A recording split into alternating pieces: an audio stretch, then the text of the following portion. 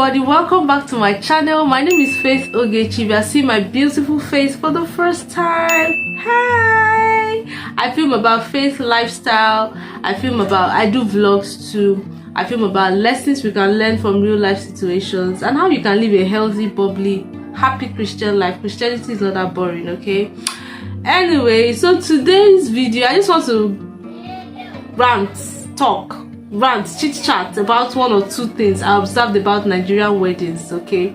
Not this in particular. I've attended a few weddings and I can say one or two things about a normal trend that happens. Firstly, let's talk about the DJs. Like, what the hell? Okay, let's crack that. What in God's name do you guys do at weddings? Like, why do you guys come and do your own thing? You guys just do what you want to do. I've gone for weddings and then the DJ just plays. You don't go according to the playlist given to you. Why? Okay, sometimes they get DJ and then they get live band and then the two of them are conflicting, like they're fighting. I don't understand. Are you guys not there to entertain the couple and entertain the guests? You people come down and then you are fighting. The live band is singing, the DJ is coming in. Sometimes you give the DJ playlist. I don't know. You go and then they say the bride and the groom wants to come in, they want to dance in. We are giving live band, and live band we are saying we don't want live band. DJ is playing what we don't even know, we can't hear, we can't understand. And then the MC shouting, come in, we don't have time, come in. And we're like, we don't want, this is the song we want. It is crazy. I was even telling someone, like, if I'm the bride or I'm the bride's sister, I will not pay you complete. I won't pay you complete. You can't come to my wedding and then you do nonsense. And then I watched one of Lydia Stanley's wedding vlog, and then she was saying that they gave the DJ a song for their first dance, and when it was time for them to dance, they were just doing what they liked. I was like, what is it? What exactly is going on here? What exactly is going on here? It's a normal trend. Why do DJs do that? They spoil, like they just make, and you know, the bride and the groom, when they're not hearing or they're not seeing what they want, you know, it just has a way of changing their countenance. A happy bride is a beautiful bride. When the bride is angry, she's not fine again. Why do you guys do that? Anyway, if you do that at my wedding, you will not get shishi from me. You will not get shingbai. We will drag ourselves. You will not get money. Why would you do that? It's so annoying. Sometimes you even give the DJ and then the DJ is saying no. I was at the wedding and then the groom went there to give the DJ. The DJ did not play the song when they've given you playlist. Why do you guys do that? It's so annoying. Another thing I want to talk about is people that hoard food. Especially people that you go for weddings and then they are hoarding the food. I don't get it. Is the food done for people to eat? You are angry and you are sharing the food. You are so angry. Oh my God.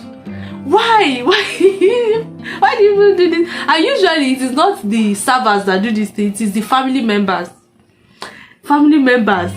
You go for weddings and then they are holding the food, they are angry, they are shouting, if you don't want this food, don't take this one, it is rice that we have. If you don't want the rice, you take something and then you are like, hey, take it easy, we came here to enjoy ourselves, okay? that one they off me for weddings. Another thing I feel like it's a bit irritating, that's a bit related to that, is okay, maybe you've gone to do, maybe when they were serving food and you're not there, and then you come back and then they've already passed your side or where they're serving food. When they were serving food, you were not there, and then you come and then ask you, oh, this is what is available. When we were serving your table, we didn't have a father rice. Now it's beans, it's a wagoin we have, and fried yam, and you're like, I don't like fried yam, it's carbohydrates. I don't like a wagoin, I don't eat beans. Don't you have fried rice? Excuse me, you are people's wedding. You don't make choices. You are people's wedding. You eat what you are served, except if you have a menu. Okay, then you can, or it's a buffet, then you can now go and pick whatever you want. But when you go for events and they give you, please eat whatever you want, or if you don't want, if you're not hungry, you don't like what you say, thank you, you can have a drink or something. Don't come to people's weddings and start saying, okay, if you remember Real Housewives of Lagos, you know, when they went to one of the ladies' house, Laura Ogechi was a bit picky, and some ladies really found it annoying and disgusting and irritating. Like, why is that? You come to somebody's house, they serve you this, and then you are trying to be picky. No, you don't do that at people's events. It is not nice. Like, I see people doing it on tables. They say, this is what we have a wagon, we have fried potatoes. They are saying, now I want salad. You bring salad from your house if that's what you want to do. Anyway, next thing is, please, when they put, this things, posts, signposts, I don't know what it's called now, these stickers, to indicate which table is for which people. We do it a lot in Nigeria. I don't know if they do it in Africa. They put, okay, groom's family, bride's friend. Please, when they put bride's friends, groom's friends, please don't sit down there if you are not in that category. Don't sit down there. Don't ever sit down there. It's not nice. Bride and groom's friends would have gone. They would have gone, walk up and down, dance, only to come back and see people on their seats. Why do people do that? When they put, and usually they don't even reserve so much space for the bride's friends. They will just reserve just a few tables, a few chairs and table. It is that what you people will go and sit down. Why? You people are making life difficult for us. Like, I've gone for a few weddings and we end up standing up. We end up not even eating. And another trend is not even, it's common. Like, bride's friends. That's why some weddings you just go, you sit down, enjoy. There are some weddings that I go to, not because they are not my friend, but you just go there. Once you reach the reception, hustle for your food, sit down, relax. Because I love to eat at weddings. I love to eat at events. Whenever I want to go for an event, I don't eat. So whenever I go for an event, I want to eat. Like, I want to eat, and I don't eat my usual food. Usually when I go, I want to eat those special things that I don't get to eat. Maybe it's only when I go to a restaurant, I eat it. You get? I want to try out new things. So I can't go for a wedding and then, because I'm going to go and dance, I'll come back and then there's no food. Just say there's no food. And usually, okay, I went for an event. I went for a wedding. And at the wedding, I was the bridesmaid. Not chief bridesmaid, one of the bridesmaids. And then, we had the engagement on Friday. We had the bridal showers. We slept. Then the following day, we went to church. From the church, we went back to the hotel. We went to get dressed again for the reception. The bride went to get dressed. We went with her, only to come to the church, to the reception. We danced in. We did this. We did that. We said, okay, I'm hungry. My body is shaking. I want to do. Say, food has finished. You guys don't make provision for bride's friends, bridesmaid. Why? Like, bridesmaids suffer. Like, we suffer at weddings. They suffer at weddings. That is one thing I really want people to, like, why do they do that? Anyway, I don't blame the bride or the groom. Usually that day happens, and then a lot of things is beyond your control. Even sometimes you make provision, but personally, me, I don't think I want to have a big wedding. But if I'm going to have a big wedding, my friends are going to come from wherever they will come. They will have their food separately, even if it's going to be packed. Do you get? Because they would have done a lot, especially before that day. They would have done a lot. You won't get a seat. You won't get to eat. I've gone for a wedding before that I didn't eat. Just imagine how my face would look like when coming back. I went and I didn't eat. So that's one thing. Another thing. So lastly, I want to call out boat drivers in Ibadan. Why do you guys do these things you do? Why? You book boats. First of all, boat is one of the most expensive of them all. Uber is quite cheap. InDriver is cheap. Shuttlers. But boats, you guys are too expensive.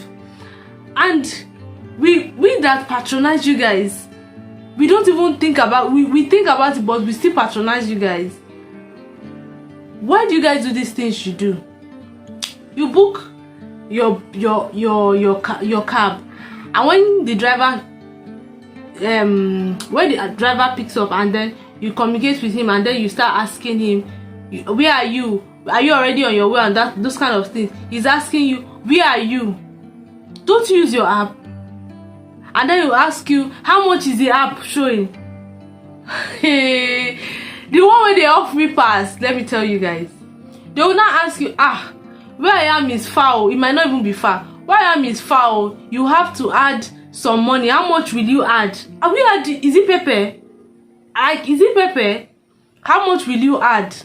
And then you are like, what will I want? Say no, that transport, that they say no, that where I'm coming from is too far, please add something.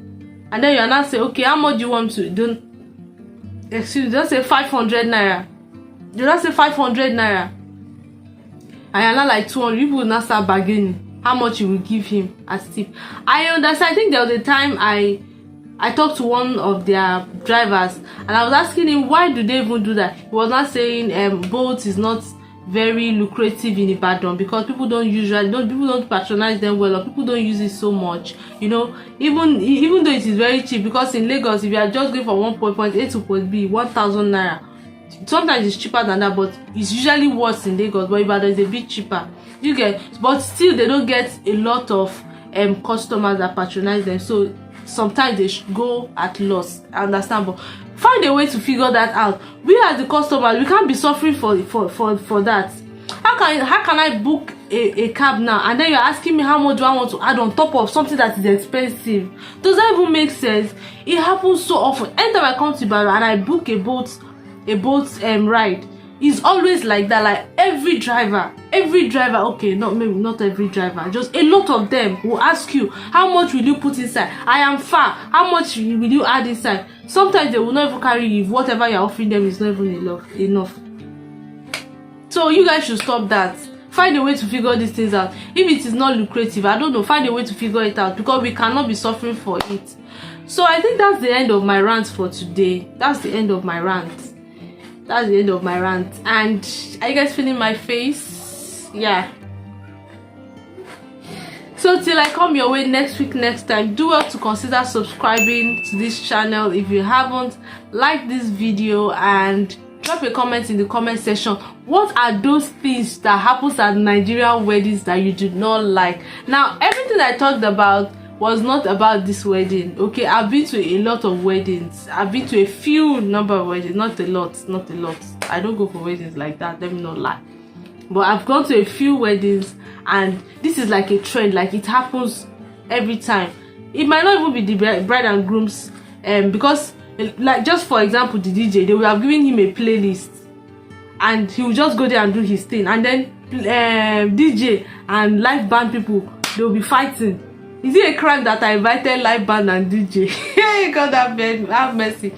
Anyway, do well to subscribe, click on the red subscribe button, like this video, and I'll see you guys next time. God bless you. Bye.